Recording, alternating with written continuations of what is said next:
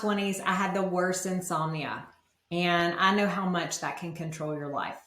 If you're not getting good sleep, you're going to have trouble during the day. You're probably going to be sleepy. You might even have mood swings and depression. You're going to make yourself more susceptible to illness because your immune system is not able to keep up. You're probably going to be more hungry and experience things like weight gain because people who are not sleeping in the night and getting good rest are consuming about 400 additional calories per day. A lot of people have reduced sex drive and things like migraines and chronic pain or even chronic digestive issues. And never mind the fact that you're in a mental fog all day, but you also increase your risk for things like heart disease, hypertension, and diabetes. Insomnia affects about 1/3 of people in their life at some point. So you're maybe experiencing it, or a loved one is possibly experiencing it, but also it's affecting children. Have you ever thought about the fact that you sleep 1/3 of your life away? And interestingly enough, our ancestors slept about 20% more than we do today. So there's a lot of reasons why we don't sleep. And I want to dive into some of those today, as well as give you some tips and tools that you can use to help ensure that you have a better night's sleep. So the reasons that we don't sleep well are many. They can be hormone imbalances. We may not be getting good nutrition, so it causes blood sugar imbalances. If you have digestive issues, this can be a problem because your digestive system does a lot of healing at night. And if it's trying to repair while you're sleeping, then it's going to disrupt your sleep naturally. You may experience things like chronic pain that are preventing you from getting to sleep or staying asleep because you can't stand to be in the same position for a long time. And things like excessive worry is probably what most of us deal with. So we wake up, it's 2 a.m., 3 a.m., our heart's pounding, we're stressed, we're thinking about work or the kids or something else on our to-do list, and then we have trouble getting back to sleep.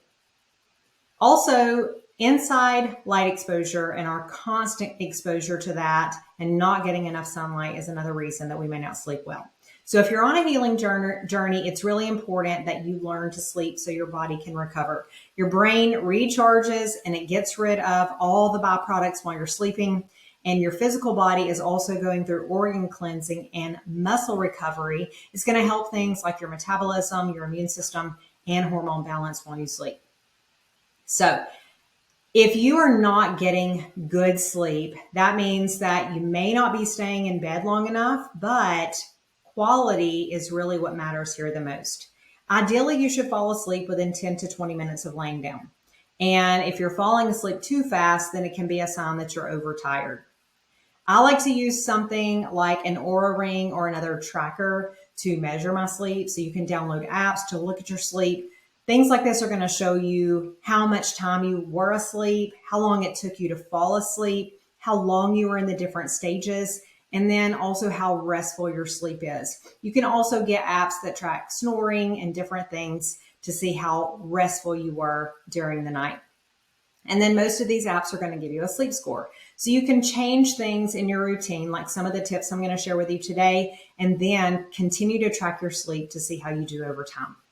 So if you wake up early in the night, then you're likely going to be disrupting your deep sleep. That means you're probably going to feel a little bit more tired the next day. And your dream state or your REM sleep, that usually occurs during the second half of the night. So if you're waking up during that half of the night, you're going to be interfering with things like memory and just solidifying some of the things that you've learned during that day.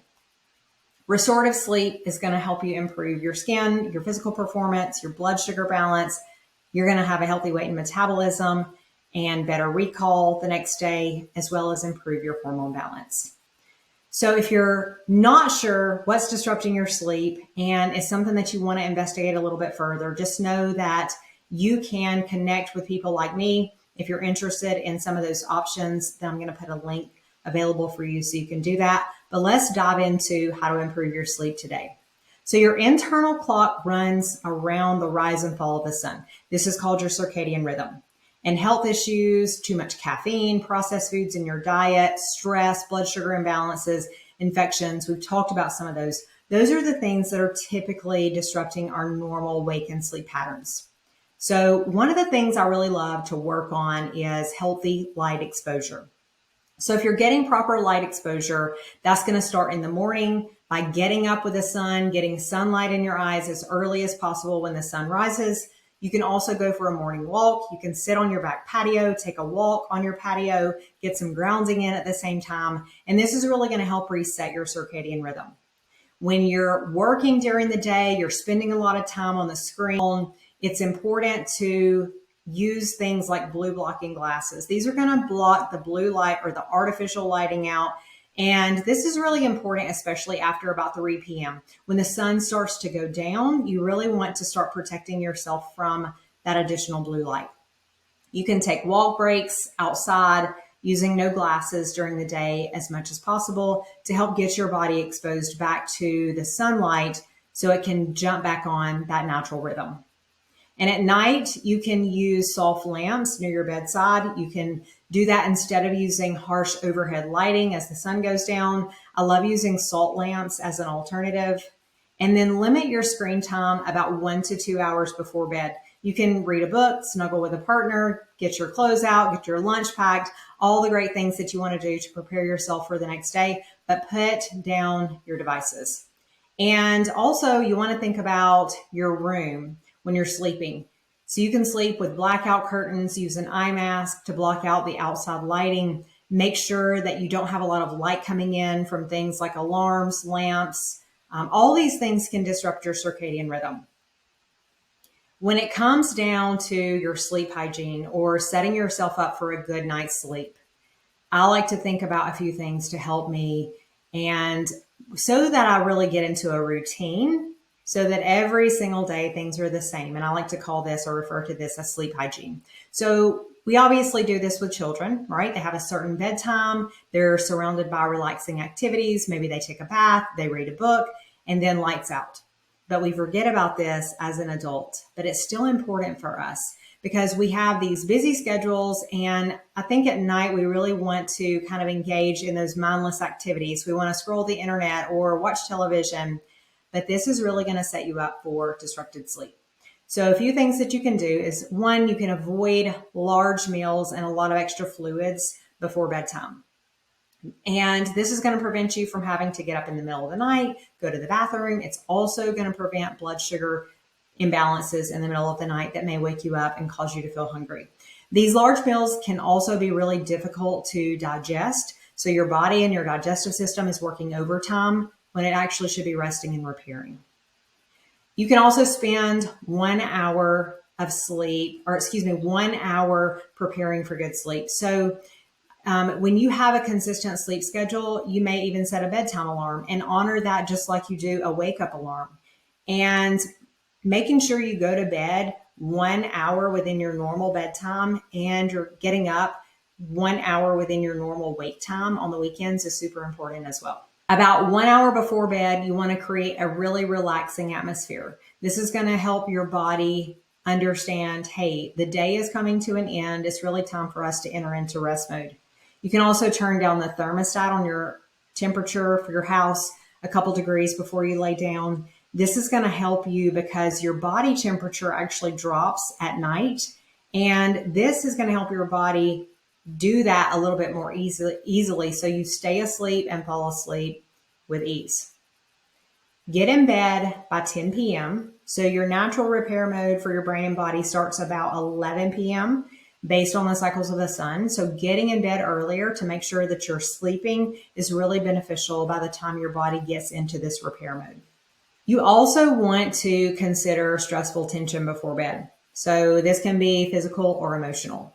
A lot of times we may be doing things or catching up on things before it's time to lay down. And some of those things can cause anxiety. So you want to avoid things like watching the news or intense movies, reading stimulating material, paying the bills. That might be stressful for you. And arguments. Like if you have a hot topic of discussion, save that for midday on a weekend when you can have a conversation with your partner instead of right before bed when it's going to get your heart rate up. You also want to avoid physical activity like exercise or getting in a sauna, something that's going to really raise your heart rate to high levels can be way too stimulating. Even a hot bath can raise your temperature. So if you do take a hot bath, that's perfectly fine. You can use things like Epsom salt to relax. Just make sure your water is not too hot so that it's not going to be stimulating. And if it is too hot, then you can counterbalance that with a cold shower just to kind of help relax your body. And that may help before you go to bed. Okay, so what happens if you wake up during the night or if you can't get to sleep immediately? So if you have trouble falling asleep, then you can try reading a book, something that's neutral, not very intense or scary or anything like that, and use a real book with a natural reading light. There are some Kindles that don't have blue light, so you can look into those as well. And another great thing to do is to journal your thoughts. So if your thoughts are what's keeping you up at night, then you really want to focus on getting those things out so they're not coming up to be worked on in the middle of the night. And you can probably rest a little bit easier once you know, hey, my to-do list is made for tomorrow. I've already processed these thoughts. I've put them to bed so I can go to bed as well. You can try chamomile and lavender tea. And if you wake up in the middle of the night, then don't lay in the bed for longer than 30 minutes. Make sure that you are doing something different so that you can calm your nervous system back down. So you can turn around in your bed, you can put your feet up the wall and allow your heart rate to slow down a little bit. You can get up, you can read for about 20 to 30 minutes, read from a book until you feel rested enough to fall back asleep. And you can even have a snack. So if you feel like you're hungry or your heart's racing or your blood sugar feels a little bit imbalanced, maybe you feel shaky, you can have half a green or unripe banana. If you have yellow, that's fine. I just like using green because it's less sugar. Roll that around in some pink Himalayan salt and then eat about 14 cashews with that. Raw cashews is a preference, and see how you sleep because it's going to help give you the minerals, the nutrition, and cashews also have tryptophan, which can help you sleep. Okay, so if all else fails, you can use supplements, you can use herbs. I don't really want to spend a lot of time recommending those because this can be very unique to each person. But one thing that I would recommend starting with, get on a lot of these sleep habits first before jumping on a supplement. And then if you feel like stress relief is what you need most, then I really love a supplement like phosphatidylserine. It's a natural compound that's present in the brain. It can be really beneficial because it contains amino acids that help restore the brain chemistry back to balance. It reduces your cortisol levels. And when your cortisol levels rise, that happens with stress. So the stress and the cortisol kind of go hand in hand. But if you're taking something that supports more of that neutral stress response, like phosphatidylserine, then it can help calm those elevated cortisol levels that may spike or want to spike during the night. So combine that with a soothing cup of chamomile and lavender tea, and hopefully this will help you improve your sleep. In my programs, we discuss topics like sleep in detail, and the overall program includes a full analysis of your unique health situation along with a step-by-step plan helping you address the underlying cause of your symptoms. So if you're considering this as a possibility for improving your health, then you can complete a short application on our website at chelseaward.com, or you can go to a link in the comments and we will get to know you a little bit better and schedule a time so that we can connect to see if this is the right next fit for you.